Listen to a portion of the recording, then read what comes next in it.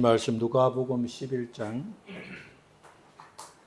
29절에서 32절 말씀. 무리가 모였을 때에 예수께서 말씀하시되 이 세대는 악한 세대라. 표적을 구하되 요나의 표적밖에는 보일 표적이 없나니 요나가 니느웨 사람들에게 표적이 된과 같이 인자도 이 세대에 그러하리라. 심판 때 남방 여왕이 일어나 이 세대를 정죄하려니 이는 그가 솔로몬의 지혜로 말을 들으려고 땅끝에서 왁스미거니와 솔로몬보다 더 큰 이가 여기 있음에 심판 때 느니웨 사람들이 일어나 이 세대 사람들을 정죄하리니 이는 그들이 요나의 전도를 듣고 회개하였었거니와 요나보다 더 큰 이가 여기 있느니라. 아멘. 우리는 흔히 믿음이 깊은 사람은 의심하지 않는 사람이라고 생각하지만 인류의 역사와 발전을 보면 그렇지는 않습니다. 의심은 때로 진리로 다가가는 첫걸음이 되었습니다. 수많은 사람들의 질문과 의심, 그리고 탐구의 과정을 거치며 지금의 과학과 의학, 철학과 신앙이 자라온 것입니다. 갈릴레오가 지구가 돈다고 주장했을 때 그것은 단순히 반항이 아니라 당연히 여겼던 믿음에 대한 의심에서 비롯된 것입니다. 의학이 발전하고 또 의학이 지금처럼 성장하게 된 것은 병이 신의 저주라고 여겼던 시대에 그 생각을 의심한 사람들로부터 시작되었습니다. 신앙 역시 마찬가지입니다. 하나님께서 진실한 믿음은 맹목적 신앙이 아니라 의심을 넘어선 깨달음에 깊어지는 경우가 많습니다. 그렇다면 왜 예수님은 표적을 구하는 시대는 악한 세대라고 말씀하셨습니까?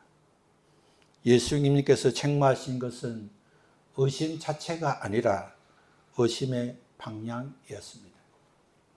표적을 구하는 악한 세대란 진리를 찾기 위해서 질문하는 세대가 아니라 자기 확신을 위해 하나님을 시험하는 세대입니다. 오늘의 우리 세대도 악한 세대입니다. 보이지 않으면 믿지 못하고 손에 잡히지 않으면 증거가 없으면 움직이지 않는 세대입니다. 과학과 논리, 데이터가 절대 기준이 되어버렸습니다.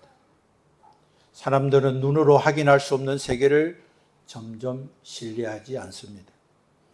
영적인 일, 하나님의 역사, 기도의 응답 같은 것도 마치 통계나 시험처럼 증명되어야 받아들이게 됩니다. 그래서 믿음은 점점 계산되고 분석되는 대상으로 전락하고 신앙의 세계마저 확인 가능한 데이터로 판단하려는 경향이 강하게 되었습니다. 이러한 풍조 속에서 사람들은 자신이 이해할 수 없는 영적 현상이나 성령의 역사를 쉽게 부정합니다. 자신이 경험하지 못한 것들은 잘못된 것, 위험한 것, 심지어 이단적인 것으로 단정해 버립니다. 하나님의 놀라운 은혜의 역사가 일어나는 것을 보고 들어도 그것은 심리적인 현상처럼 생각하고 마음의 문을 닫는 사람들이 많습니다. 악한 세대는 보이는 신앙, 이해 가능한 신앙, 상식 기준에 맞는 신앙에 머물게 만드는 것입니다. 그러나 하나님은 언제나 인간의 이성과 감각을 초월하고 역사하시는 분이십니다. 보이지 않아도 존재하고 증거가 없어도 진리이며 경험하지 않아도 여전히 살아 역사하십니다. 믿음은 정명 위에 세워지는 것이 아니라 하나님의 말씀 위에 세워지는 것입니다.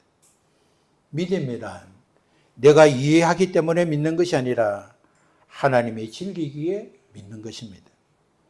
악한 세대의 문제는 의심 그 자체가 아니라 보이는 것만이 진리로 받아들인 교만한 마음에 있습니다. 하나님께서 예수님께서 하나님 나라를 전파하시고 귀신을 쫓아내시고 병든 자를 고치시고 놀라운 사역들을 행하는 그런 일들은 수많은 사람들이 보았고 또한 수많은 사람들이 소문을 통해서 듣게 되었습니다.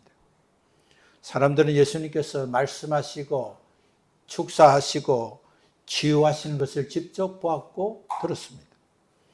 그러나 사람들은 다른 표적을 통해서 예수님이 진짜 메시아인 것을 알고 싶었습니다. 이들의 요구는 단순한 호기심이 아니었습니다. 여전히 마음속에서는 정말 그래도 정말일까 하는 의심이 자리하고 있었습니다. 그들은 믿음을 향한 의심이 아니라 믿음을 미루기 위한 핑계였습니다. 그들의 의심의 방향은 잘못되었습니다. 표적을 본다고 믿겠다고 말하지만 사실은 아무리 큰 기적을 보여줘도 그들의 마음은 변하지 않을 사람들이었습니다. 그때 예수님께서 이 세대는 악한 세대라고 말씀하셨습니다. 예수님께서 이 세대를 악한 세대라고 책망하신 이유는 그들은 이미 충분한 증거를 보았음에도 불구하고 더 많은 표적을 요구했기 때문입니다. 오늘날에도 이런 모습은 여전히 있습니다. 하나님을 믿는다고 하면서도 그러나 내가 원하는 기도를 당장 들어주셔야 믿을 수 있고 내가 하는 사업이 잘 돼야 믿을 수 있고 내가 앓고 있는 병을 고침받아야 믿을 수 있고 내가 원하는 것이 이루어져야 믿을 수 있다고 말하는 사람들이 있습니다. 하지만 믿음은 조건부 계약이 아닙니다. 내가 원하는 것이 이루어지면 믿겠다는 신앙은 참된 믿음이 아닙니다. 그것은 거래이지 믿음이 아닙니다. 하나님과 흥정하는 태도일 뿐입니다. 믿음은 보이지 않고도 하나님의 말씀을 신뢰하는 것입니다. 눈앞에 증거가 다 보이고 자기 계산에 딱 떨어지면 믿겠다고 한다면 그것은 믿음이 아니라 확인일 뿐인 것입니다. 히브리서 11장 1절의 말씀을 보면 믿음은 바라는 것들의 실상이요 보이지 않는 것들의 증거니라고 하셨습니다. 믿음은 현실 너머를 보는 눈입니다. 믿음은 아직 손에 잡히지 않았음에도 이미 받은 것처럼 살아가는 태도입니다. 믿음은 아직 눈에 드러나지 않았어도 이미 확실히 이루어진 것처럼 붙잡는 일입니다. 믿음의 조상 아브라함은 하나님께서 말씀하신 말씀을 듣고 고향과 친척과 아버지의 집을 떠나 하나님이 지시한 땅으로 갔습니다. 아브라함은 그 땅이 어딘지 어떤 삶이 펼쳐질지 전혀 볼 수 없었습니다. 그러나 아브라함은 하나님의 말씀을 붙잡고 그 길을 따라갔습니다. 아브라함이 본 것은 그 표적이 아니라 하나님의 말씀, 하나님의 약속을 붙들은 것입니다. 믿음은 내가 계산해서 유리할 때만 따르는 것이 아닙니다. 믿음은 하나님의 신실하심을 붙잡는 것입니다. 우리의 상황과 조건이 아니라 하나님의 성품과 약속하신 말씀의 근거를 두는 것입니다. 그러므로 우리는 믿음을 거래로 만들지 말아야 합니다.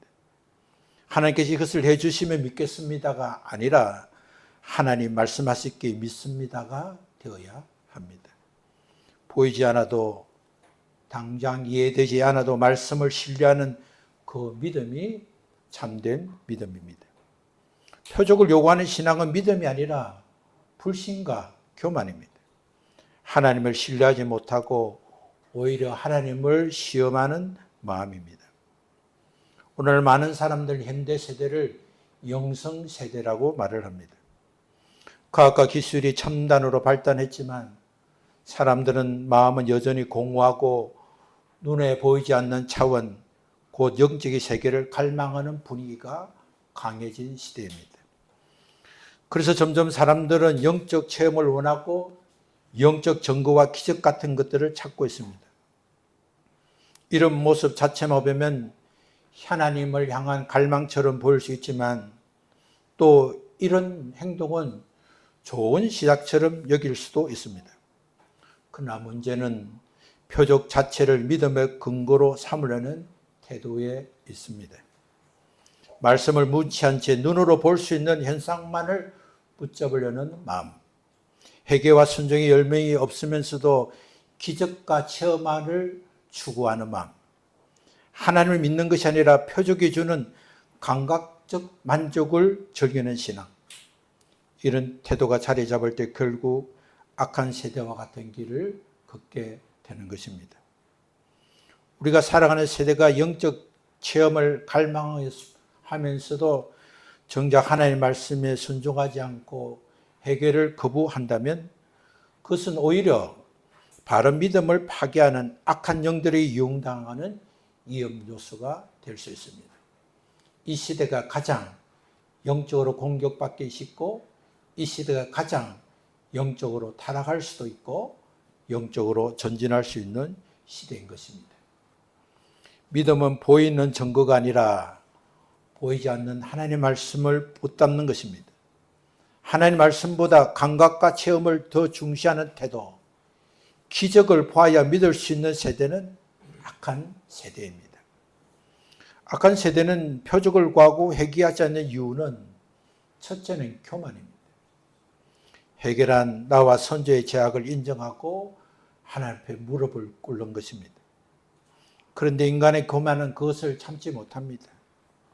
나와 선조의 죄악을 시인하기보다 변명하고 죄를 인정하기보다 남을 탓하려고 합니다.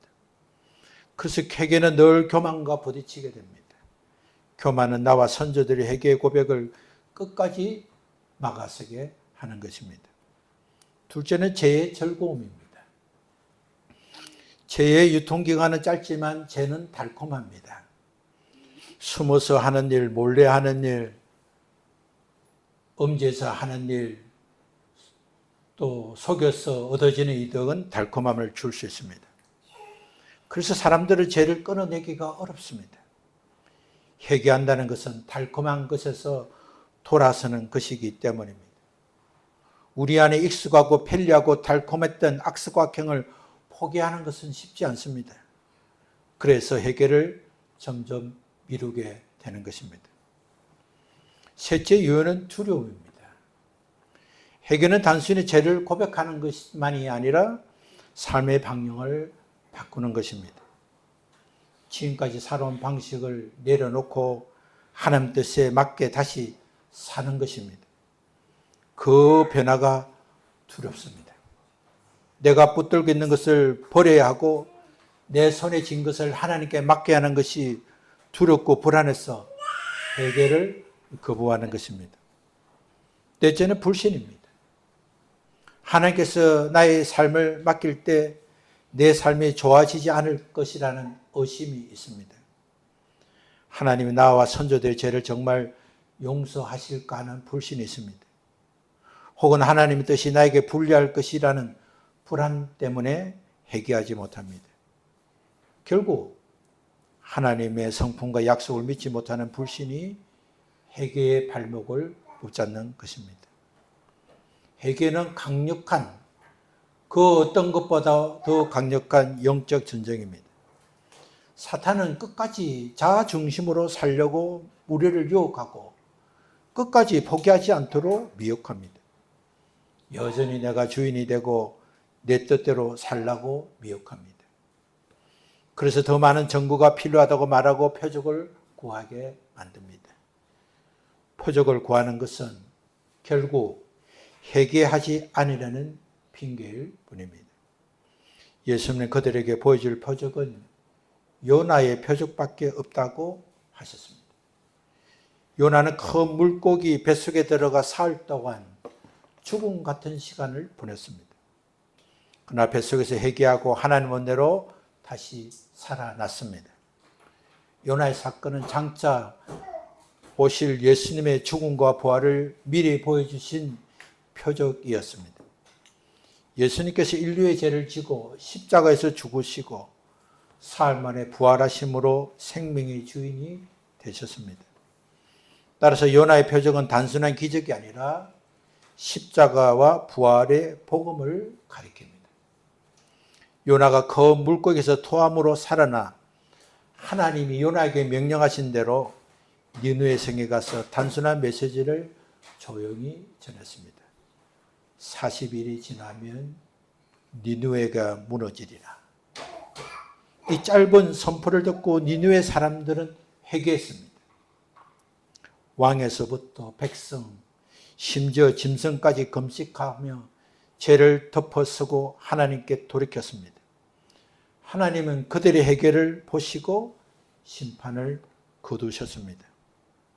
그 악한 세대의 사람들은 요나보다 크시고 위대한 분, 하나님의 아들 예수 그리스도께서 친히 오셔서 회개의 복음을 전해 주었음에도 불구하고 회개하지 않았습니다. 그래서 예수님이 심판 때 니느웨 사람들이 일어나 이 세대를 정죄할 것이라고 말씀했습니다. 이 말씀은 니느웨 사람들이 판사가 되어서 심판하신다는 뜻이 아니라 그들이 회개가 불신 세대를 고발하는 증거가 된다는 의미입니다. 요나의 단 한 번의 설교에 회개한 니느웨 사람들의 믿음이 예수님이 행하신 기적과 말씀을 보고도 회개하는 시대를 부끄럽게 할 것이라고 하셨습니다.